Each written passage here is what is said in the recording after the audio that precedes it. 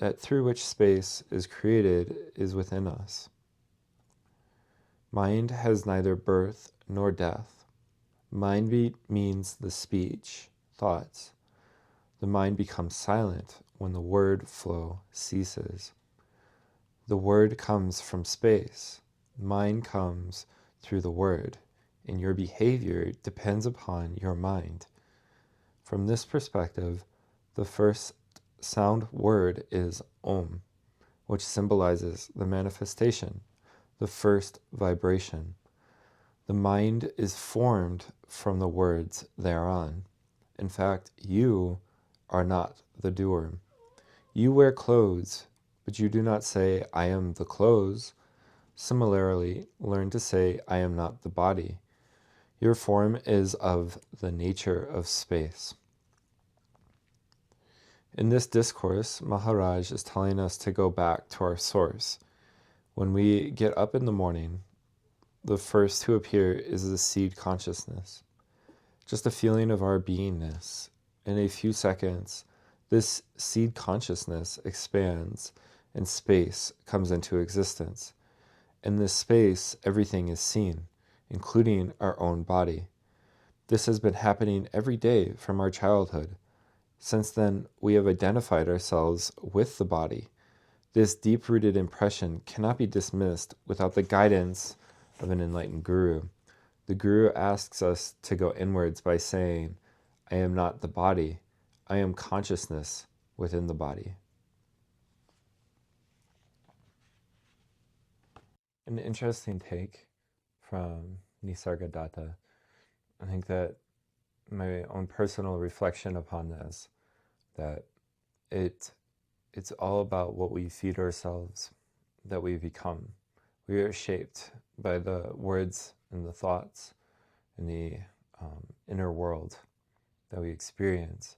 And we put ourselves through those thoughts and through those words into places where we continue to hear either the same thoughts and the same words, or that our ideas are reinforced so that we are cementing our reality into a certain existence, like an attempt to move away from change, because change is uncertainty, and uncertainty is very uncomfortable and often scary.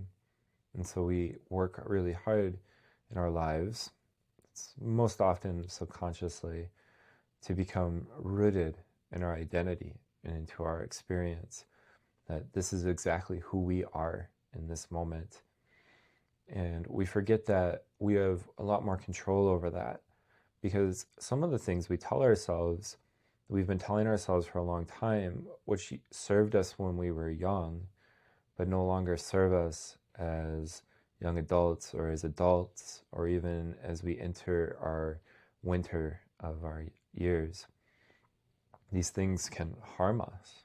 We can behave in ways that create rigidity in who we are, and not in the way that we want to experience this world or connect with people, our loved ones, our family, our friends. And so this was really empowering, that we can change. The way we change is simple.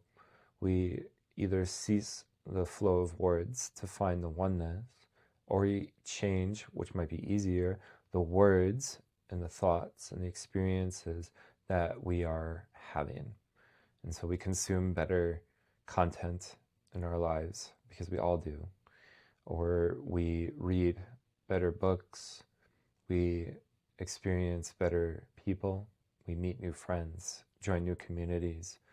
We shape our world, because the world around us that we shape becomes like us, and we become like the world around us, and we create that world, and we create that experience inside. And it's like a spiral. As you influence one, it'll influence the other, and continue to move in that spiral. So do you choose to spiral upwards or downwards? Let's end with a short mantra. Om Namah Shivaya Gurave Satchitananda Murtaye Nishpapanchaya Shantaya Niralambaya Tejase. Thank you for joining me in this mantra meditation. Please leave a like and subscribe if you would like more. Om Shanti.